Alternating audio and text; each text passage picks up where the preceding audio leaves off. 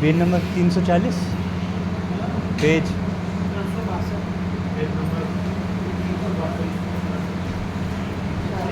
Sir 40 sir 40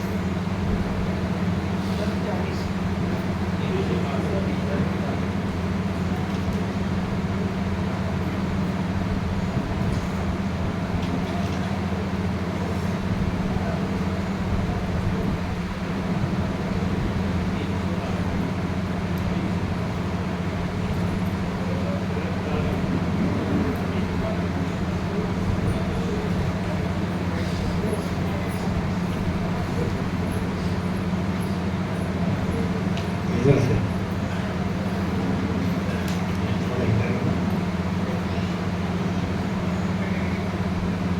राजा विदुरथ के सो जाने पर सरस्वती और लीला का उसके गृह में प्रवेश और अतिवाहिक शरीर के तत्व का इस सर में वर्णन किया गया है।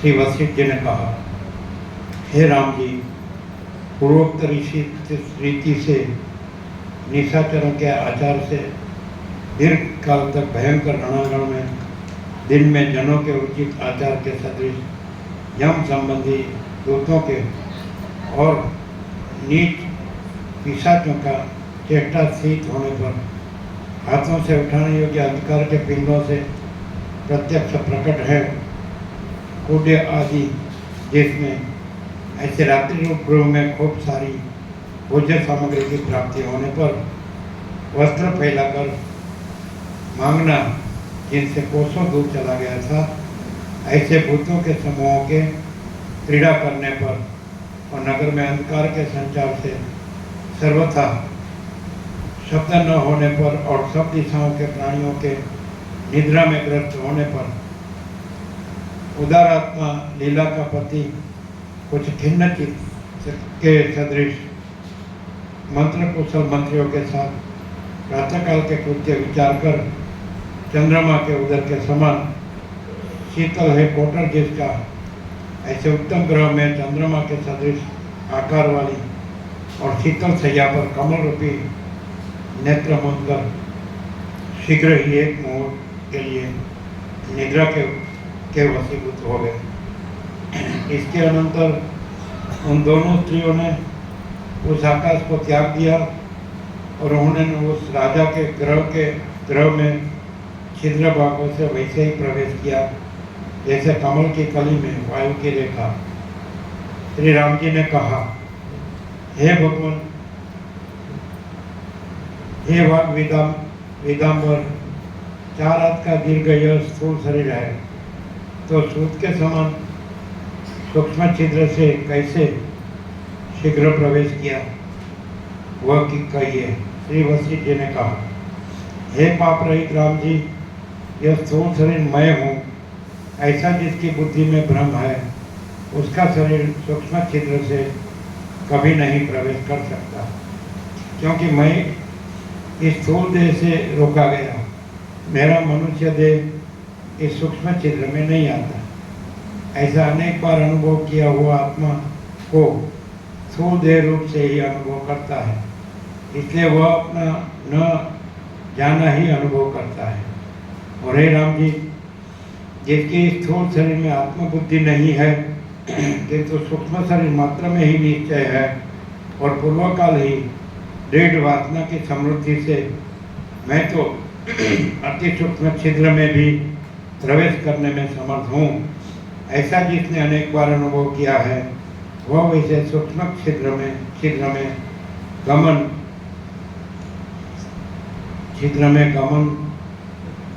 स्वभाव में उत्सुक चेतननिष्ठ पुरुष ही है। यह भला पीछे निरोध क्रिया सहित कैसे हो सकता है, क्योंकि पूर्व प्रकटित स्वभाव अन्यथा नहीं हो सकता। हे राम जी, न तो चेतना के ऊपर वायु जा सकता है और न इसके नीचे अग्नि जा सकता है। जैसी इसकी शक्ति पूर्व में आविर्भूत हुई है वैसी यह चित्त प्रतिष्ठित रहती है। जो आत्मा का साक्षात्कार कर लेता है उसको किसी प्रकार अन्य पदार्थ का अनुभव, विपरीत अनुभव नहीं होता, क्योंकि जो छाया में रहता है उसे ताप का अनुभव नहीं होता। जैसी यह संवित वैसा ही चित्त हो जाता है और पुनः यह उसी के सदृश स्थित रहती है। योग ज्ञान का अभ्यास आदि बड़े प्रयत्न से दूसरी दशा वास्तविक दशा में प्राप्त होती है। जैसे रज्जु में जब सर्प का विश्वास हो जाता है तब असर्प निश्चय अर्थात रज्जु का तत्व जानने पर वह बल से नष्ट हो जाता है। अन्यथा रज्जु में सर्प का विश्वास ज्यों का त्यों बन रहता है। जैसी समित होती है वैसा ही चित्त होता है और जैसा चित्त होता है वैसी ही चेष्टा होती है। यह वार्ता बालक को भी सिद्ध है और इसको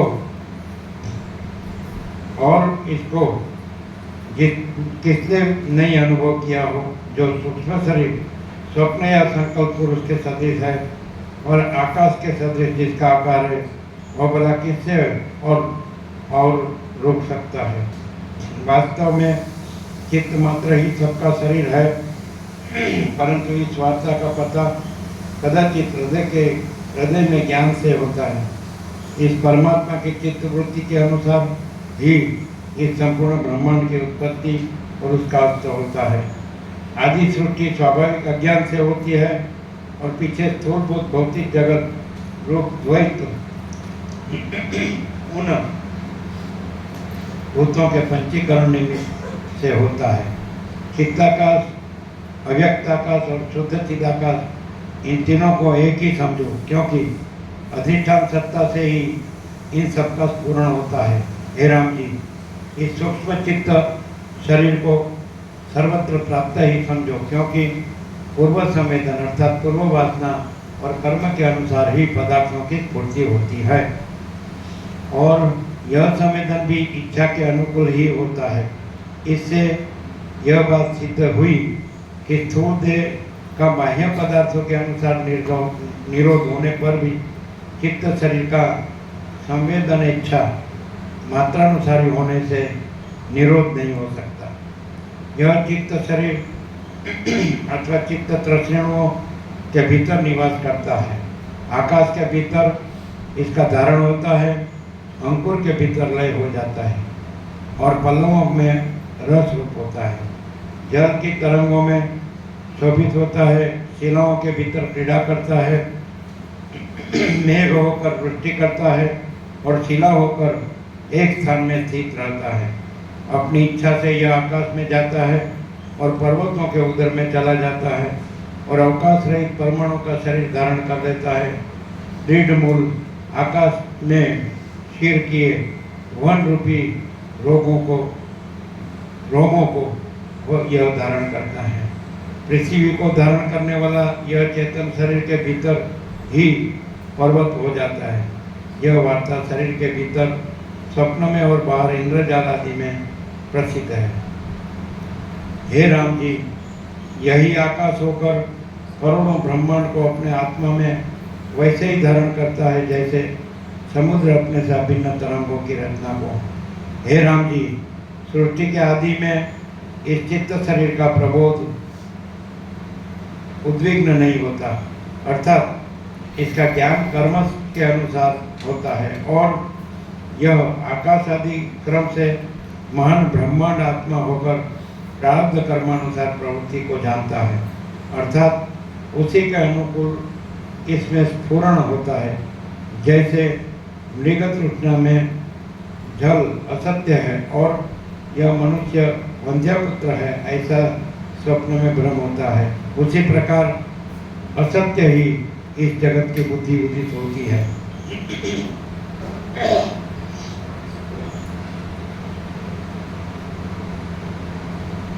अर्थात मनुष्य ब्रह्मवश इस मिथ्या जगत को सत्य मानने लगता है। राम जी की शंका का आशय यह है कि सूक्ष्मतम चित्त ही जगत का कारण है।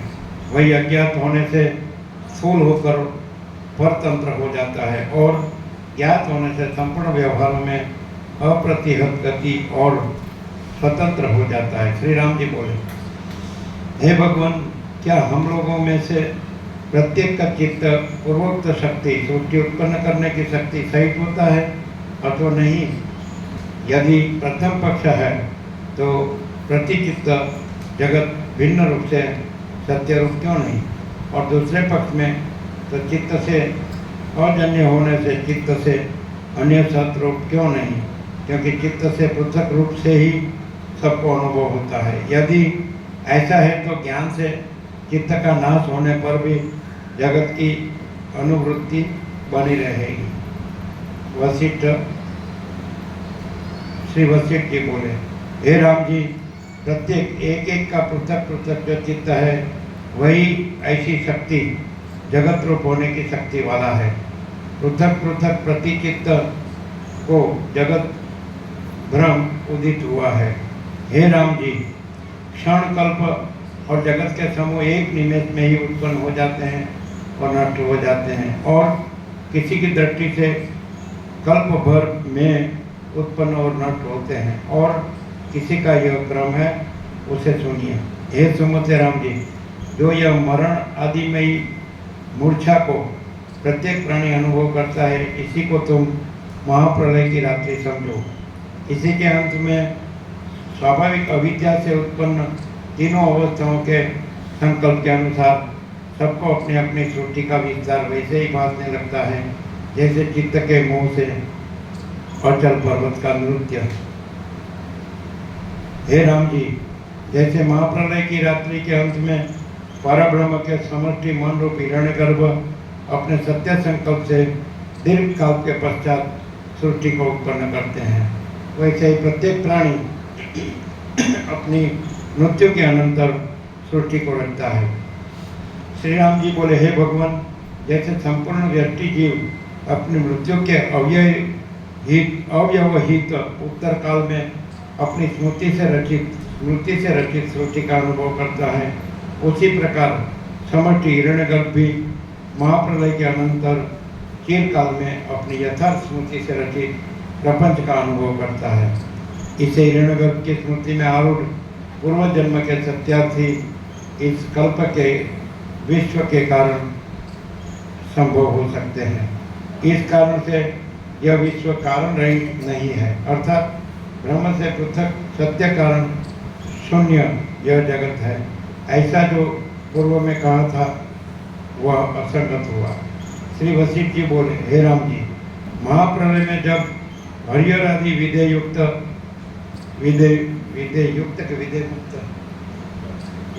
प्रिंटिंग मिस्टेक है, विधेय मुक्त। हे राम जी, महाप्रलय में जब हरिहर आदि विधेय मुक्त हो जाते हैं तो भला स्मृति का संभव कहाँ? जब तत्वज्ञान होने से अस्मद आदि सब अवश्य मुक्त होते हैं, तब ब्रह्मा आदि विधेय मुक्त क्यों न हो?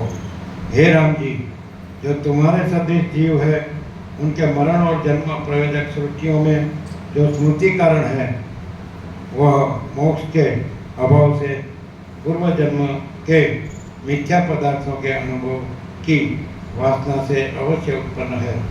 जीव को जो मरण रूपी मूर्छा के अंत में अंतःकरण में स्फुरण होती है और बाहर स्फुरण रहित रहता है।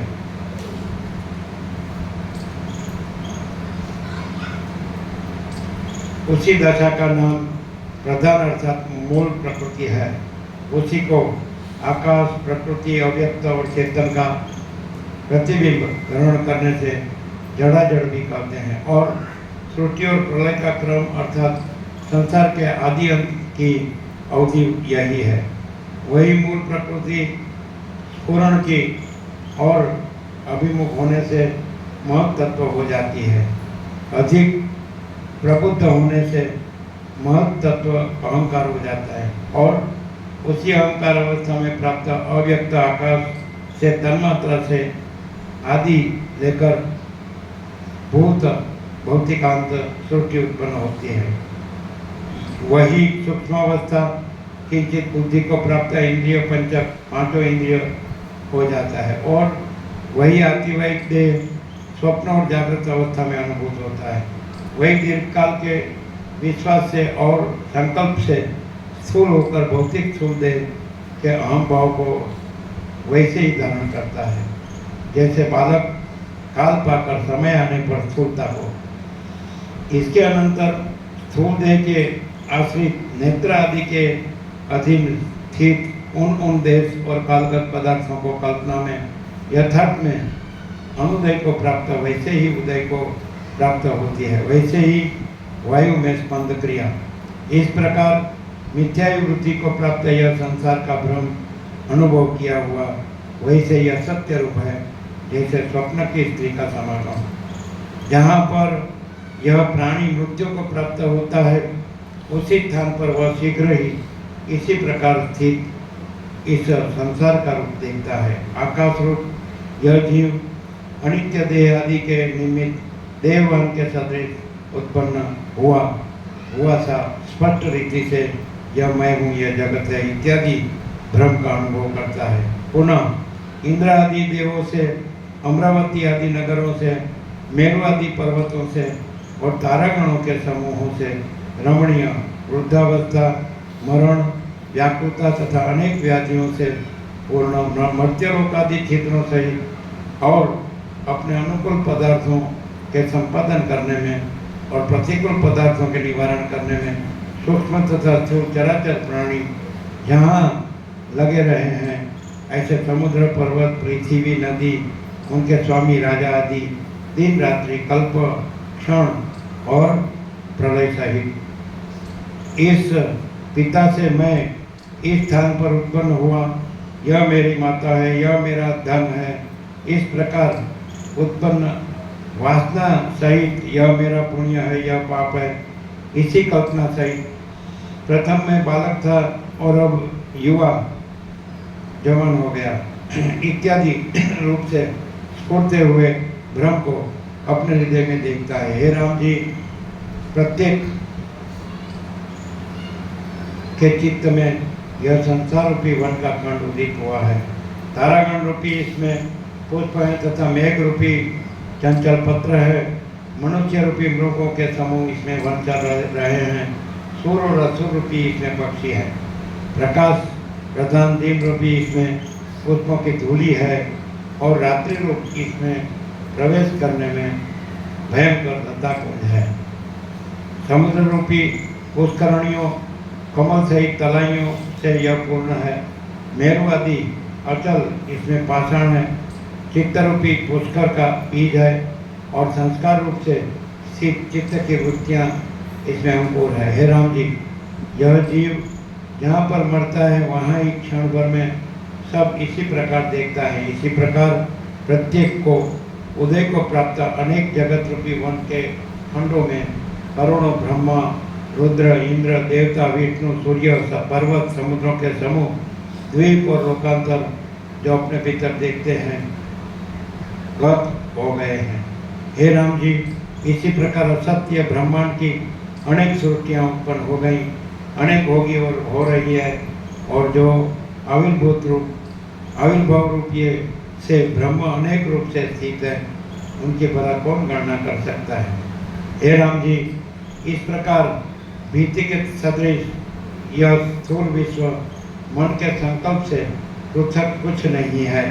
यद्यपि बाहर यह जगत स्थिर रूप से ही भासता है, तथापि मन से यथोचित विचार करने पर चंचल रूप ही अनुभूत होता है। मन के भ्रमण से भ्रमता सा, प्रसन्न होने से प्रसन्न के सदृश, मलिन होने से मलिन के सदृश और मनोरथ आदि में जो उत्पन्न होता है, वैसा ही यहाँ भी प्रायः इसका आरोप होता है। इसका तत्व अपने अनुभव से विचारो। विचार से वो मन भी चिदाकाश साक्षी चेतन रूप ही है, और जो चिदाकाश है वही परम पद पूर्ण ब्रह्म चिन्मात्र है। जो जल है यही आवर्त जल में भ्रमी है, परंतु आवर्त सहित सत नहीं है। दृष्टा जो है वही दृश्य है, परंतु दृश्य रूपता सत नहीं।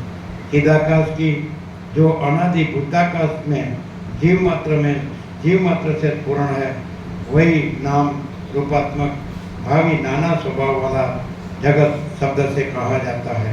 और यह भी इंद्रजाल का मणि अथवा गंधर्व नगर आदि जैसे आकाश में शोभित होते हैं, वैसा ही है। यथार्थ में परमाणु स्वरूप ही है। बराबर, हम आगे पढ़ते हैं, ठीक है।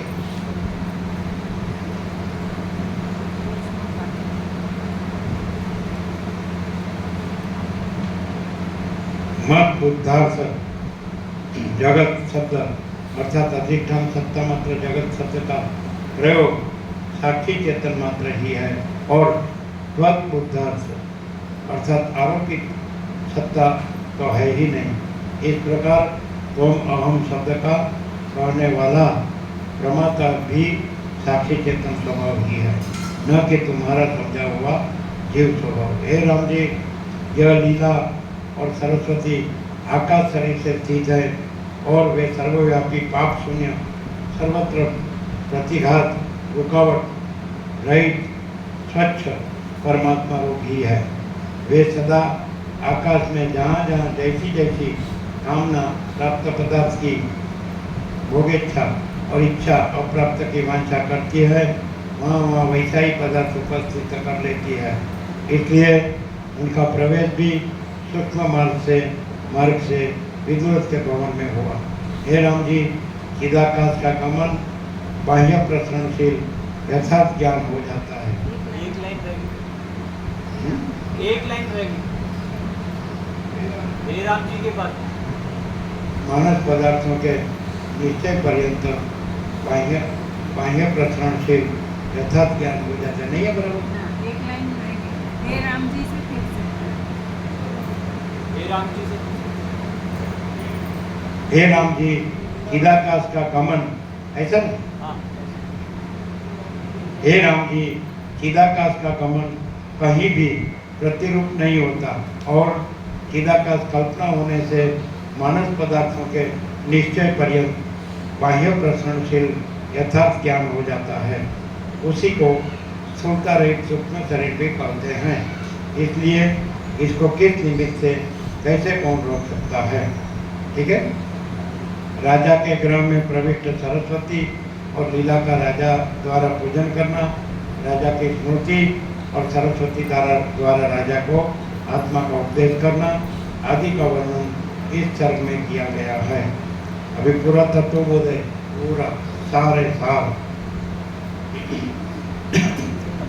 श्री वशिष्ठ जी बोले, श्री वशिष्ठ जी ने कहा, राजा का गृह रूपी कमल उन दोनों के प्रवेश करने पर दो चंद्रमा के उदय के प्रकाश से धवल श्वेत हो गया है।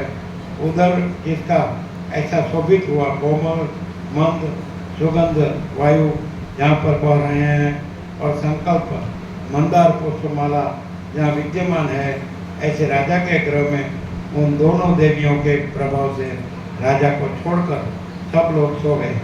वैसा है वह राजा का गृहांगण की शोभा से नंदनवन के सदृश संपूर्ण व्याधि और पीड़ा से वर्जित और ऐसा शोभायमान हो रहा है जैसा प्रातःकाल कमल जिसमें विकसित हो रहे हैं, ऐसा वसंत ऋतु सहित वन उन दोनों देवियों की देहों की दीप्ति के प्रवाह से प्रसन्न चित्त होकर राजा वैसे ही जागृत अवस्था को प्राप्त हुआ जैसे चंद्रमा से निकले हुए शीतल अमृतों से सींचा हुआ। संकल्प से सिद्ध दो आसनों पर विराजमान देवी अप्सराओं के सदृश दो स्त्रियों को उसने वैसे शोभायमान देखा मानो मेरू के शिखर पर उदित दो चंद्रमा हो। हे राम जी,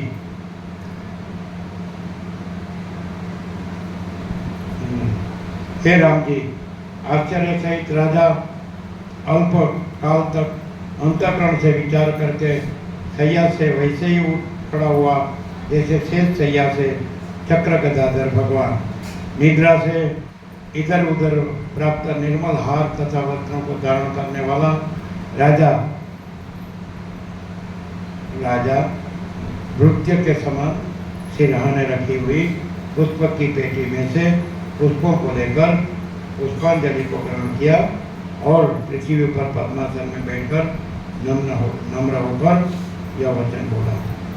हे जीवन के दुखों का नाश करने वाली, त्रिविध तापों के दोषों को शांत करने वाली, चंद्रमा के समान कांतिधारी, बाह्य तथा अंतर के अंधकार को दूर करने में सूर्य के समान प्रकाशमान दोनों देवियों आपकी जय हो। ऐसा कहकर राजा ने उन दोनों के चरणों में कुसुमांजलि को इस प्रकार त्यागा जैसे नदी के तट का पुष्प सहित वृक्ष पद्मों की पद्मिनियाँ। इसके अनंतर राजा के जन्मों के लीला से कहने के अर्थ समर्थ भगवती ने राजा के सोते हुए मंत्री को अपने संकल्प से जगाया। इसके अनंतर वह मंत्री जगा और दो अप्सराओं के सदृश देवियों को देखकर पुष्पांजलि ग्रहण की और दोनों के चरणों में अर्पण करके नम्र होकर उनके सम्मुख बैठ गया। इसके अनंतर देवी बोली कि हे राजन, तुम किसके पुत्र हो और यहाँ कब उत्पन्न हुए? इस प्रश्न को सुनकर मंत्री यह वाक्य बोला, हे देवियों, यह आपका ही प्रभाव है कि मैं आपके सम्मुख भी बोलने में समर्थ हूँ। अब आप दोनों देवियाँ हमारे स्वामी के जन्म का वृत्तांत सुने। हे देवियों, इक्ष्वाकु वंश में उत्पन्न कमल के सदृश नेत्र वाले अपनी भुजाओं की छाया से शत्रु तथा दारिद्र्य आदि का नाश कर पृथ्वी को पालन करने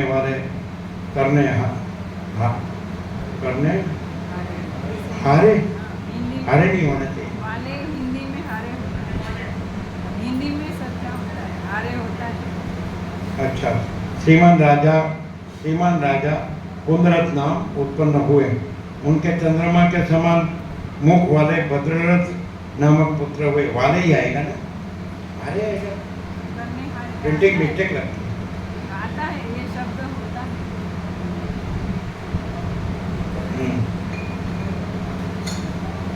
कुंदरत नाम उत्पन्न हुए। उनके चंद्रमा के सदृश मुख वाले भद्ररथ नामक पुत्र हुए। भद्ररथ के विश्वरथ और विश्वरथ के बृहद्रथ नामक पुत्र हुए।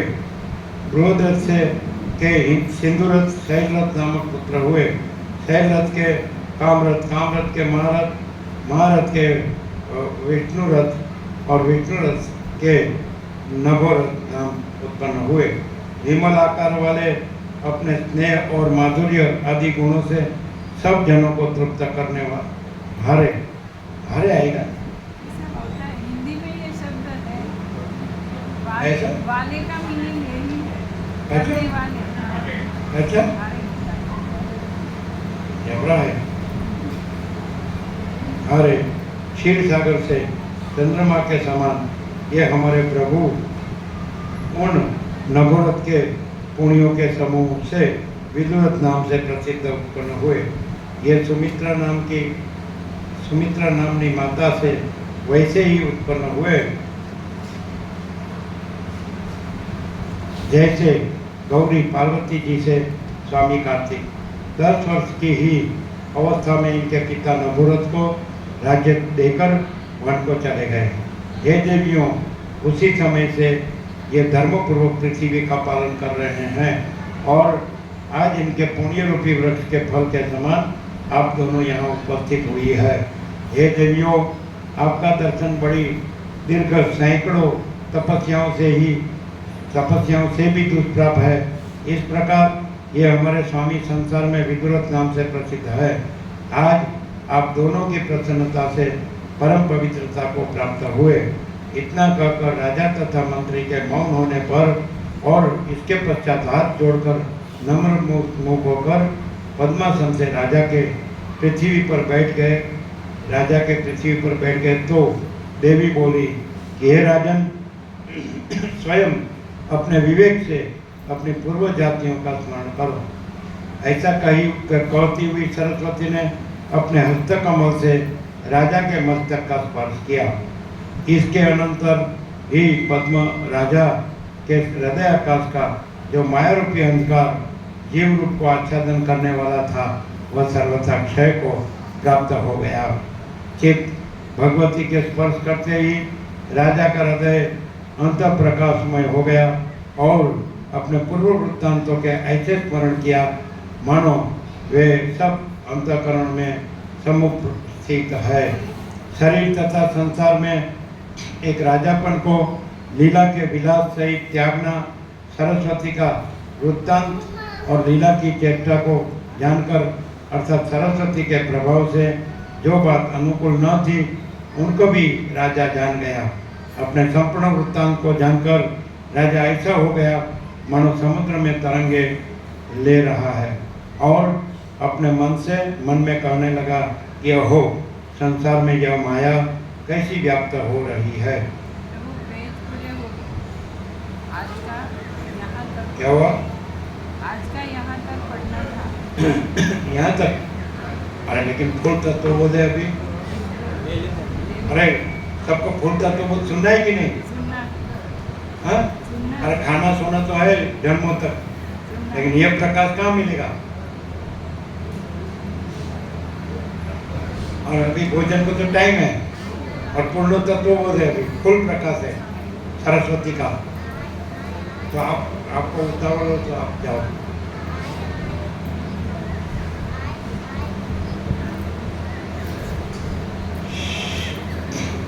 इसको मैंने नक्ति भगवती की कृपा से अब जाना। राजा बोला, हे देवियों, यह क्या वार्ता है कि मुझे मेरे आज केवल एक ही दिन बीता है और मेरी अवस्था यहाँ 70 वर्ष की हो गई।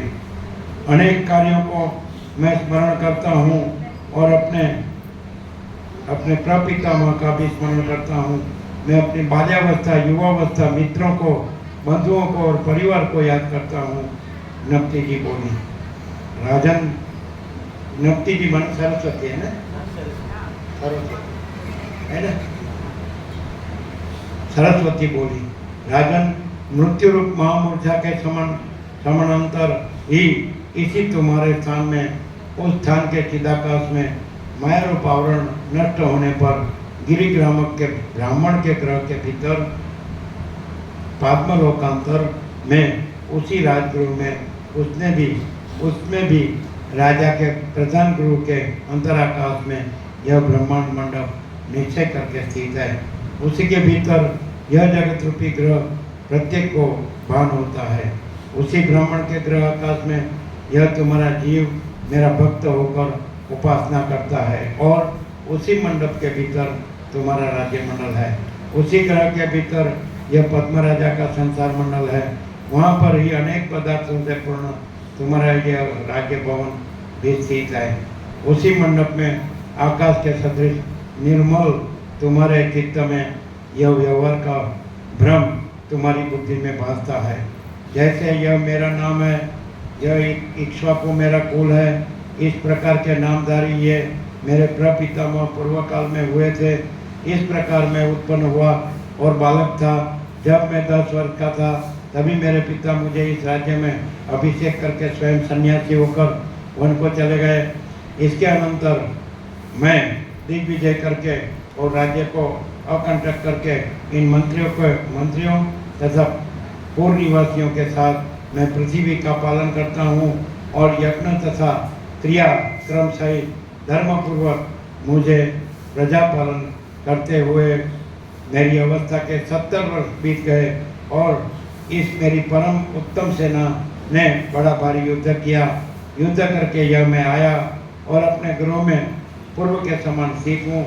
ये दोनों देवियाँ मेरे ग्रह में उपस्थित हुई और मैं इनकी पूजा करता हूँ, क्योंकि पूजा किए हुए देवता अपना चाहा हुआ फल देते हैं। इनमें से एक ने मुझे जाति स्मरण कराने का ज्ञान दिया। यहाँ पर देवी ने मुझे वैसी ही प्रभा दीप्ति दी जैसे कमल को विकसित करने वाली सूर्य की प्रभा। इस समय मैं कृत्य तथा संशय रहित हो गया। इस समय संपूर्ण दुखों के समन होने से शांत हूँ, अत्यंत सुख की वृद्धि से तृप्त हूँ। केवल एक सुख रस मात्र होकर स्थित हूँ। इत्यादि अनेक भ्रांतियाँ तुम्हारे चित्त में व्याप्त हो रही है। इत्यादि अनेक भ्रांतियाँ तुम्हारे चित्त में व्याप्त हो रही है।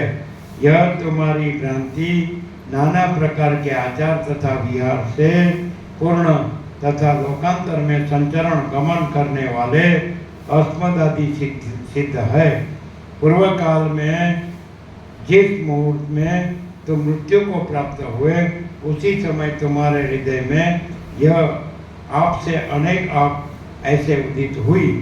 जैसे नदी का प्रवाह एक आवर्त की चलना चाल को त्याग कर शीघ्र दूसरी की को धारण करता है, वैसे ही चित्त का प्रवाह भी एक वृत्ति को त्याग कर दूसरी वृत्ति को ग्रहण करता है, अथवा एक आवर्त से मिलकर जैसे दूसरा आवर्त प्रवृत्त होते हैं, ऐसी दशा चित्त की है। हे राजन, कदाचित जागृत अवस्था में यह सृष्टि की शोभा दूसरे जीव से मिली हुई और कदाचित स्वप्न में अन्य जीव के संबंध से रहित वृद्धि को प्राप्त होती है। हे राजन, यह असत रूप जगत उसी तुम्हारे मृत्यु काल के मुहूर्त में चित्तरूपी सूर्य जो तुम हो उसकी प्रतिभा से उपस्थित वैसे ही हुआ जैसे एक मुहूर्त के स्वप्न में सैकड़ों वर्षों का भ्रम। हे राजन, जैसे संकल्प की रचना में जीवन मरण पुनः होते हैं और जैसे गंधर्व नगर में चित्रादि का दर्शन होता है, जैसे नौका के यान में संभ्रम होने से वृक्ष पर्वत आदि का कंपन भान होता है और अपने तथा वातपित्त आदि धातुओं के संक्षोभ होने से अपूर्व पर्वत का नाचना प्रतीत होता है, जैसे स्वप्न में असंगत अपने सिर का कटना आदि भान होता है, उसी प्रकार मिथ्या ही व्याप्त रूप यह भ्रांति बढ़ गई है। हे राजन, यथार्थ में तो तुम न तो कभी उत्पन्न हुए और न मरे, किंतु शुद्ध ज्ञान रूप अपने आत्मा में अपने आप ही स्थित हो। इस दृश्य को तुम देखने से प्रतीत होते हो, परंतु यथार्थ में इसका रूप मिथ्या होने से तुम कुछ नहीं देख रहे हो। तुम सबका आत्मा होने से अपने आत्मा में अपने आप प्रकाशमान हो रहे हो। हे राजन, तुम उदार महामणि अथवा सूर्य के समान प्रकाशमान हो रहे हो और यथार्थ में तो न तो यह तुम्हारा राज्य है और न यह तुम्हारा विदुरथ का देह है, न यह पर्वत है, न यह ग्राम है और न हम लोग हैं।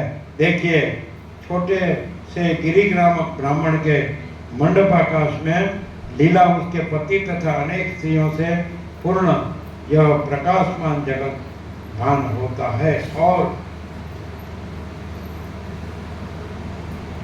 और उसी में अनेक मंडपों से भूषित लीला की राजधानी भी शोभित हो रही है।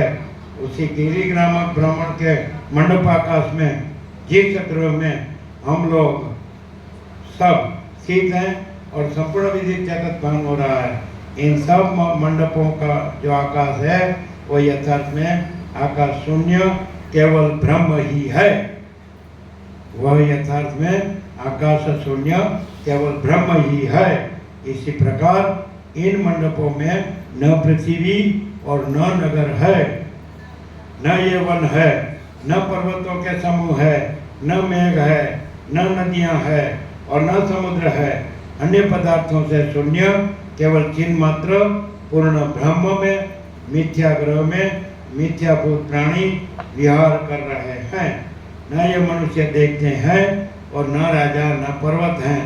राजा विदुरथ ने कहा, हे देवी, ऐसा है तो ये हमारे अनुचरगण किस प्रकार सत्य है। वे मेरे सदृश सत स्वभाव आत्मा में जीव भाव से युक्त है कि नहीं। ये मेरे ही स्वप्न में स्वप्न पदार्थ के सदृश ये मनुष्य आदि भान होते हैं, किस प्रकार सत्य है और कैसे नहीं, इसे कहो। श्री सरस्वती जी ने कहा, हे राजन, वेद्य वस्तु को जानने से शुद्ध बोध रूप जीवों में चिदाकाश में इस जगत का पदार्थ कुछ भी सत रूप नहीं। इस जगत का पदार्थ कुछ भी सत नहीं। उनको यह जगत का भ्रम शुद्ध बोध रूपी भान होता है। रज्जु में सर्प का भ्रम शांत होने पर पुनः सर्प भ्रम कहाँ, अर्थात वह भ्रम दूर हो जाता है। इसकी असत्यता जानने पर जगत भ्रम में सत्ता कहाँ, यह मृग तृष्णा है, यहाँ जल का अभाव है। ऐसा भाव होने पर पुनः उसमें जल बुद्धि क्यों करनी।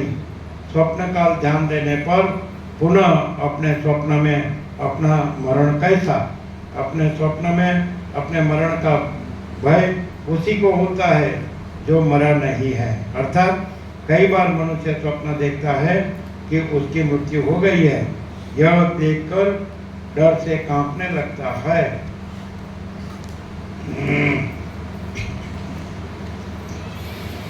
और उसकी नींद टूट ही जाती है। नींद टूटने पर अपने को जीवित देख उसका भ्रम मिट जाता है। हे प्रिय राम जी, जो शुद्ध बोध रूप है, जिसका अंतःकरण परमात्मा की व्यापकता से विस्तार को प्राप्त हो गया है, उसको अज्ञान रूपी मेघ के नष्ट होने पर जैसे आकाश की शुद्ध शोभा भान होती है, वैसे ही इस जगत की शोभा भी भान होती है। अज्ञान दृष्टि से जो अहम तथा कुत्सित जगत शब्द उसकी दृष्टि में नहीं है, क्योंकि ये सब वाणी के विषय मात्र है। वाचारंभणम विकारो नामधेयम मृत्तिकेत्येवं सत्यम इत्यादि श्रुति। घट शराब आदि विकार केवल शब्द मात्र है, मृत्तिका ही सत्य है। देवदूत कहता है, राजन, श्री वशिष्ठ मुनि के इतना कहने पर दिन का अंत हो गया और सूर्यास्त हो गए और सभा भी सायंकाल की संध्या स्नान करने के लिए विदा हुई और रात्रि के बीतने पर सूर्य के किरणों के साथ परस्पर प्रणाम करके पुनः आकर प्राप्त हुई। ठीक है, मैंने क्या कहा मालूम है इसमें, ये सब कुछ नहीं है और ये सब एकमात्र ब्रह्म ही है। माने ये सब चिदाकाश ही है। भ्रांति से ये संसार भास रहा है और जहाँ पूर्ण बोध होता है तो पूर्ण चिदाकाश ही रहा है और ये संसार भ्रांति कुछ नहीं दिखती है। क्लियर हुआ? सो रहे जगन्नाथ प्रभु। ये सरस्वती ने क्या कहा कि ये सब जो है ये मिथ्या भ्रांति है, ये जो दृश्य है वो कुछ नहीं है और ये सारा अनंत शुद्ध चिदाकाश ही है। क्लियर है? हाँ, सब बुक ले लो, सबको प्रसाद दे दो और जो नए है वो उसको वचनामृत प्रसाद दो।